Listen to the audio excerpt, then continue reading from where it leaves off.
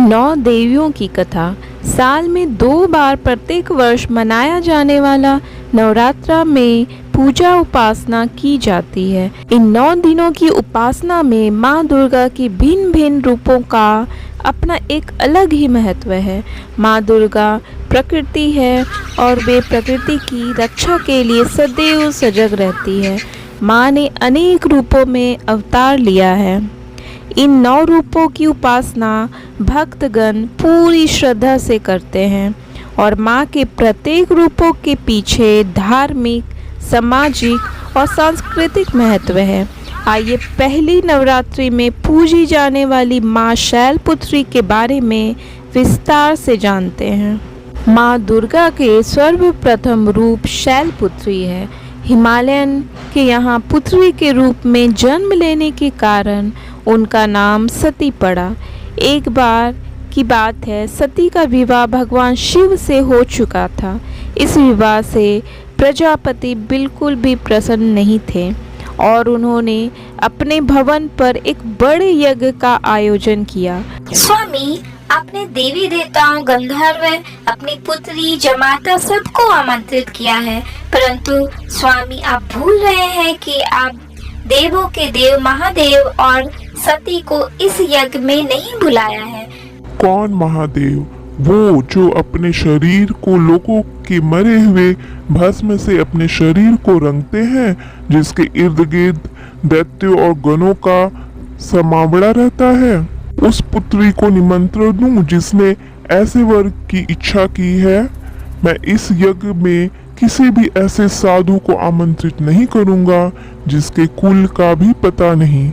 किंतु स्वामी, आप अपनी पुत्री के साथ अन्याय करेंगे। अगर अन्याय है तो अन्याय ही सही, किंतु मैं सती और महादेव को इस यज्ञ में आमंत्रित नहीं करूंगा। प्रजापति महायज्ञ की तैयारी कर रहे थे और जैसे ही यह सूचना माँ सती को मिलती है तो वो महादेव से बोलती है, स्वामी, क्या आपको पता है कि पिताजी ने महायज्ञ का आयोजन किया है?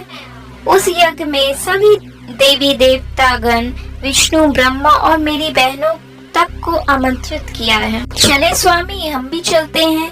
इस बहाने से मैं अपने बहनों और माता से मिल लूंगी। माँ सती की बात सुनकर महादेव मुस्कुराने लगते हैं। स्वामी, आप मन मन मुस्कुरा रहे हैं।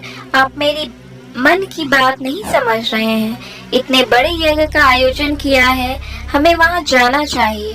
प्रिय, यह अच्छी बात है कि आपके पिताजी ने यह महायज्ञ का आयोजन किया है तथा सभी को आमंत्रित किया है, किंतु सती, तुम भूल रही हो कि उन्होंने हमें आमंत्रित नहीं किया है और बिना किसी के निमंत्रण के बिना जाना उचित नहीं होता।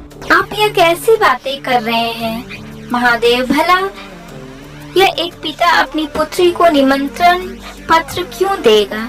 ये तो पुत्री का कर्तव्य है कि अगर उसके मायके में कुछ हो रहा है तो बिना निमंत्रण के भी वहाँ चली जाए। नहीं प्रिय, यह बिल्कुल अनुचित है।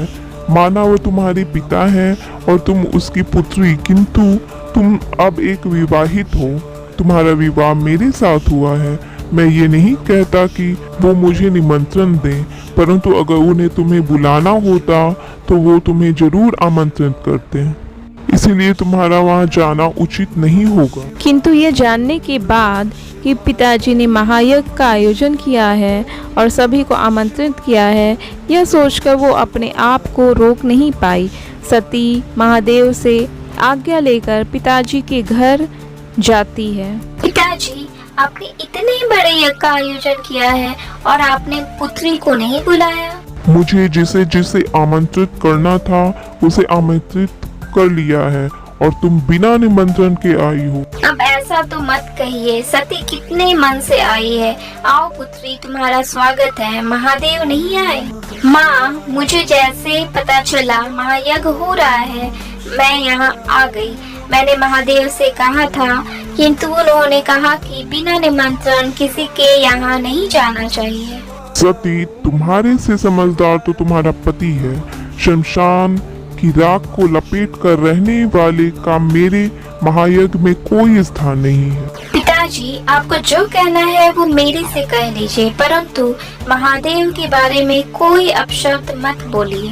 क्यों ना बोलूं? क्या वो इस महायज्ञ में आने योग्य है? भूत पिशाचों के बीच में रहता है, घर तक नहीं है उसके पास। मुझे तो तुम्हें भी इस हालत में देखकर आश्चर्य होता है।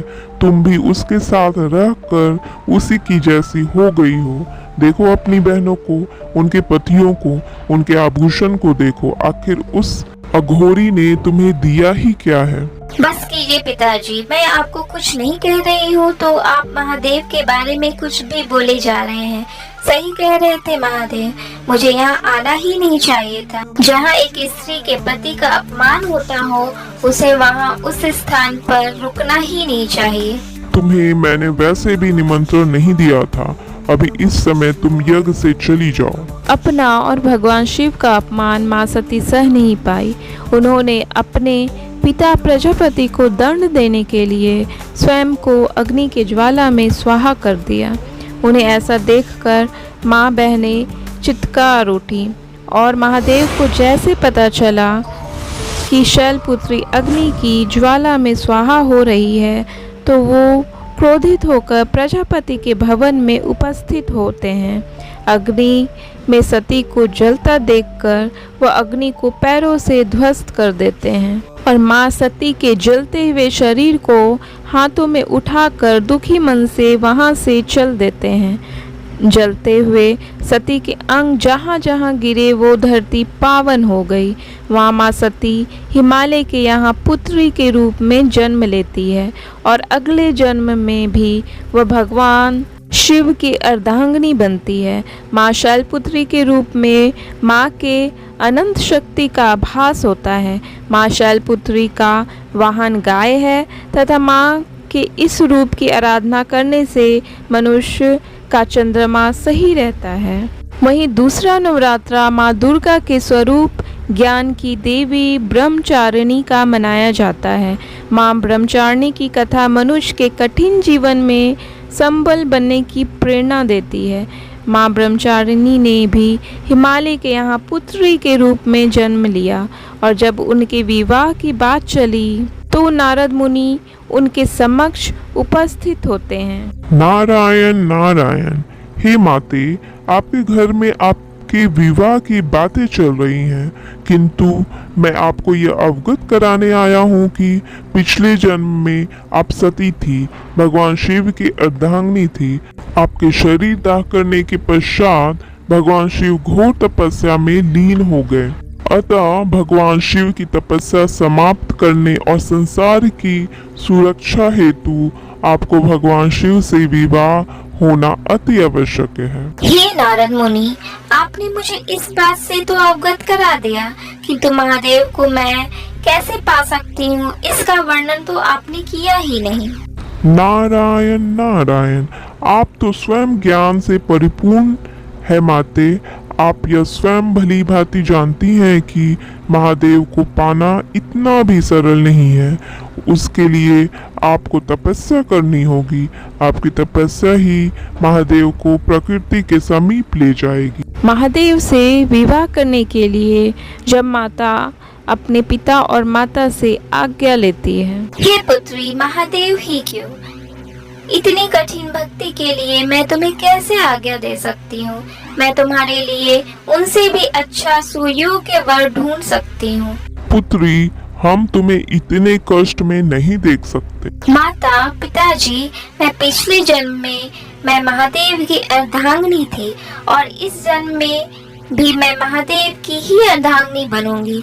इसके लिए मैं महादेव को पाने के लिए कितनी भी कठिन उपासना कर सकती हूँ।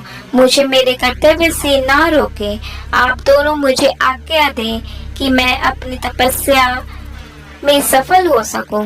माता को अपने वचनों पर अडिग देखकर माता पिता उन्हें तपस्या की आज्ञा देते हैं। भगवान महादेव के बारे में सब जानने के बाद माँ ब्रह्मचारिणी उपासना में बैठ जाती है और 1000 वर्षों तक वो महादेव की उपासना करती है।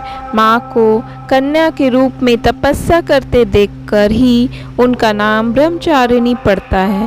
वो कई वर्षों तक बेलपत्र खाकर महादेव की उपासना करती है। फिर वर्षों बाद वो बेलपत्र भी खाना छोड़ देती हैं, जिससे उनका नाम अपर्णा भी पड़ता है। माँ इतना कठिन तपस्या कर रही थी, इसलिए उनका शरीर क्षीण हो जाता है।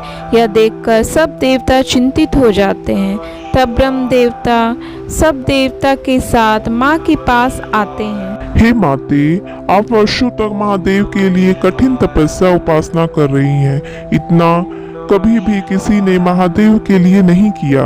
आपको इसका फल अवश्य प्राप्त होगा। किंतु हे माते, आप बहुत ही निर्बल हो गई हैं। भगवान शिव चंद्रमौली के रूप में आपसे ही विवाह करेंगे, किंतु अभी आप घर जाकर विश्राम कीजिए। हे ब्रह्मदेव, मैंने जब उपासना का संकल्प लिया था तो ये प्रण भी लिया था कि जब तक महादेव स्वयं इस तपस्या से नहीं रोकेंगे तब तक मैं ये तपस्या नहीं बंद करूंगी। किंतु हे माते, आप इतनी दुर्बल शरीर के साथ उपासना कैसे करेंगी? मैंने आपके माता पिता को संदेश भिजवा दिया है, वो किसी भी क्षण यहाँ आकर ले जाएंगे। मैं तब तक नहीं जाऊंगी जब तक स्वयं महादेव यहाँ आकर दर्शन न दे देते। माता अपने माता पिता को भी यही बोलती है तथा वो उन्हें वहाँ से चले जाने को कहती है। और माता वर्षों तक इसी तरह उपासना करती है और एक दिन भगवान शिव उन पर प्रसन्न हो जाते हैं। हजारों वर्षों की कठिन तपस्या ने मुझे विवश कर दिया कि मैं स्वयं तुम्हारे सामने उपस्थित हूँ। आपके दर्शन पाकर मैं धन्य हो गई महादेव, किंतु जब तक इस बात का आश्वासन नहीं देते कि आप मुझे अपनी अर्धांगिनी के रूप में स्वीकार करेंगे, मैं अपने घर नहीं जाऊंगी। तुम्हारी कठिन भक्ति देखने के बाद मैं तुमसे विवाह अवश्य करूंगा। तुम्हारे इस कठिन भक्ति के रूप में तुम सदैव अपने भक्तों के बीच ब्रह्मचारिणी के रूप में प्रसिद्ध होगी तथा तुम्हारी इस रूप की पूजा जो भक्तजन करेगा उसका मन कभी भी विचलित नहीं होगा। भगवान शिव के दर्शन देने पर अन्य देवी देवता भी उपस्थित हो जाते हैं और भगवान शिव से आग्रह करते हैं कि माता से शीघ्र विवाह कर पृथ्वी पर हो रहे अत्याचार को समाप्त करें। उसके बाद माँ ब्रह्मचारिणी अपने भवन वापस आ जाती है। तत्पश्चात भगवान शिव का विवाह माता के साथ हो जाता है। माँ के सब रूपों की एक अलग ही महिमा है।